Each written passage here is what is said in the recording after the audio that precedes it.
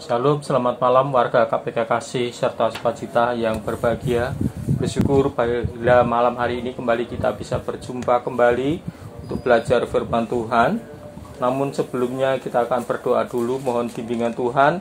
Biarlah apa yang kita pelajari pada malam hari ini itu boleh menjadi satu berkat, nasihat dalam diri kita semuanya. Mari kita akan berdoa. Bapa di surga, kami datang mengucap syukur dan berterima kasih kepada Tuhan untuk sore hari ini kembali Engkau pertemukan kami, warga KPK Kasih serta sukacita, untuk kami hendak belajar bersama akan firman Tuhan. Kami rindu firman-Mu memberkati kami rindu firman-Mu boleh menjadi tuntunan dalam hidup kami, sehingga ketika kami melangkah kami tidak salah arah, tetapi kami boleh memiliki satu pijakan yang benar oleh karena pimpinan-Mu Tuhan. Sebab itu kami serahkan waktu kami sore hari ini untuk belajar firman Tuhan dalam pimpinan-Mu Tuhan. Engkau berkati hamba-Mu yang menyampaikan, demikian juga jemaat Tuhan yang mendengarkan renungan pada sore hari ini, sehingga berkat yang sama boleh kami terima daripada Allah. Terima kasih Bapa, terima kasih Yesus, demi nama Yesus Tuhan kami berdoa dan mengucap syukur. Haleluya, amin. Sekali lagi salam, selamat malam. Kita bersyukur bisa berjumpa lagi lewat renungan firman Tuhan secara online, namun biarlah tidak mengurangi satu kesempatan kita untuk bisa mendengarkan dan belajar akan kebenaran firman Allah. Langsung saja kita membuka Alkitab kita di dalam Lukas pasal 23 ayat ke-26 sampai ke 32. Lukas pasal 23 ayat 26 sampai 32 akan saya baca untuk kita semua. Judul perikopnya adalah Yesus dibawa untuk disalibkan.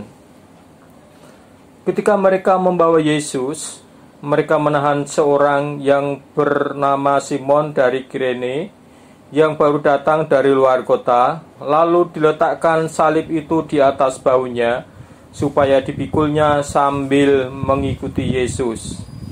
Sejumlah besar orang mengikuti dia, di antaranya banyak perempuan yang menangisi dan meratapi dia. Yesus berpaling kepada mereka dan berkata, "Hai putri-putri Yerusalem, janganlah kamu menangisi aku, melainkan tangisilah dirimu sendiri dan anak-anakmu. Sebab lihat, akan tiba masanya orang berkata, berbahagialah perempuan mandul dan yang rahimnya tidak pernah melahirkan dan yang susunya tidak pernah menyusui. Maka orang akan mulai berkata kepada gunung-gunung, runtuhlah menimpa kami, dan kepada bukit-bukit timbunlah kami. Sebab jikalau orang berbuat demikian dengan kayu hidup, apakah yang akan terjadi dengan kayu kering?" Dan ada juga digiring dua orang lain, yaitu dua penjahat, untuk dihukum mati bersama-sama dengan dia. Amin. Bapak, Ibu, serta saudaraku yang kekasih di dalam Tuhan, kalau kita membaca dalam perikop sebelumnya, yaitu Lukas 23 ayat 13 sampai 25, di sana kita melihat Pilatus sedang mengumpulkan banyak orang-orang. Di situ ada imam-imam kepala, pemimpin-pemimpin, ahli Taurat, serta rakyat. Mereka berkumpul untuk mencari kesalahan daripada Tuhan Yesus. Bahkan sampai 3 kali Pilatus berkata bahwa tidak ada sedikit pun kesalahan yang terdapat di dalam diri Yesus. Sehingga mereka mencari kesalahan Tuhan Yesus itu ternyata tidak mudah, saudara. Bahkan Pilatus berkata 3 kali menyatakan bahwa Yesus tidak bersalah dan tidak pantas dihukum mati. Pada Lukas 23 ayat 14 sampai 15, ayat 20 dan 22. Pilatus berusaha menenangkan mereka dengan menghajar dan menyiksa Yesus di depan umum. Tujuannya adalah supaya setelah itu Pilatus mau melepaskan Tuhan Yesus, saudara. Namun ternyata suara orang banyak semakin keras menuntut hukuman mati bagi Yesus. Dan akhirnya mereka menang dan dengan teriakan mereka pada ayat yang ke-23, lalu Pilatus memutuskan supaya tuntutan mereka dikabulkan untuk menyalibkan Tuhan Yesus di Bukit Tengkorak pada ayat yang ke-24, saudara. Banyak yang menyaksikan penderitaan Yesus saat menuju Bukit Tengkorak, saudara. Pada ayat ke-13 di sana ditulis bahwa yang menyaksikan adalah imam-imam kepala, pemimpin-pemimpin, ahli-ahli Taurat, serta banyak orang yang ada di situ, saudara. Ada yang menangis Yesus secara histeris, tetapi juga tidak sedikit yang meneteskan air mata. Para pengikutnya, khususnya kaum perempuan, meratapi penderitaan yang Yesus alami. Mereka melihat bagaimana Yesus mengalami siksaan demi siksaan, dicambuk, dihina, dan diludahi, saudara. Melihat banyak yang menangisinya, Yesus berpaling kepada mereka dan berkata, "Hai putri-putri Yerusalem, janganlah kamu menangisi aku, melainkan tangisilah dirimu sendiri dan anak-anakmu." Ayat 28. Yesus mengatakan demikian karena Yerusalem akan mengalami kehancuran. Yesus menegur Yerusalem yang menolak kehadirannya dan membunuhnya dengan cara disalib. Yerusalem akan menderita dan hancur, saudara. Oleh karena itu, bukan Yesus yang mestinya harus ditangisi, namun tangisilah dirimu dan anak-anakmu, ayat 28.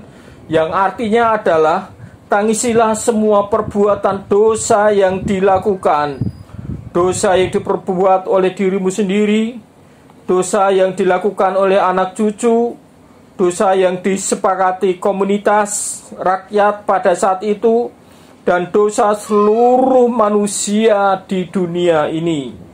Jadi penderitaan anak Allah ataupun Tuhan Yesus menanggung segala perbuatan dosa mereka, saudara. Penderitaan yang dirasakan bagaikan runtuhan gunung dan bukit yang menimpa mereka, saudara. Saudara, ungkapan Yesus ini menjadi peringatan dan teguran bagi kita.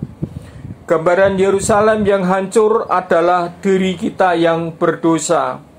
Kita mengaku sebagai anak Tuhan, namun tindakan dan perbuatan kita tidak mencerminkan perilaku sebagai anaknya. Kita sudah percaya kepada Tuhan Yesus Kristus, sudah setia di dalam pergi ke gereja setiap hari Minggu, namun seringkali perilaku kita, tingkah laku kita, perbuatan kita tidak sesuai dengan kebenaran firman Allah. Apa yang kita lakukan menyakitkan hati Tuhan.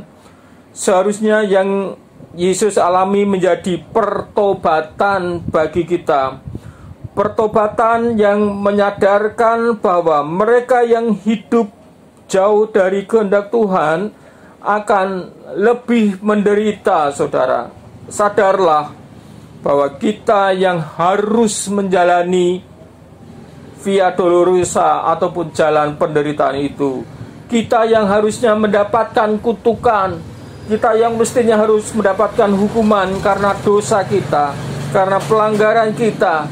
Sebab itu biarlah sekali lagi melalui peristiwa penyaliban Tuhan Yesus ini, kita anak-anak Tuhan mestinya kita sadar bahwa karena dosa-dosa kita, pelanggaran kita, kejahatan kita, maka Tuhan Yesus disalibkan. Saudara, ketika kita memperingati kematian Tuhan Yesus dengan duduk bersama dalam meja perjamuan kudus, hendaknya menyadarkan diri kita untuk berpaling kepada Putra Allah yang menderita dan mati, yaitu Yesus Kristus, saudara. Karena kematiannya membuktikan akan kasih-Nya yang sempurna yang Dia berikan kepada kita, umat-umat-Nya, saudara. Karena kasih-Nya itu manusia diselamatkan. Kematiannya membuka mata iman kita bahwa Yesus telah mengampuni dosa-dosa dan memberi kepastian masa depan bagi mereka yang menerimanya dan setia kepadanya. Untuk itu biarlah saudara melalui renungan pada malam hari ini, mari kita sadar kita sudah diampuni segala dosa kita, segala pelanggaran kita. Bahkan Tuhan sudah menjanjikan satu kehidupan yang kekal bagi setiap orang yang percaya kepadanya, supaya kita tidak binasa.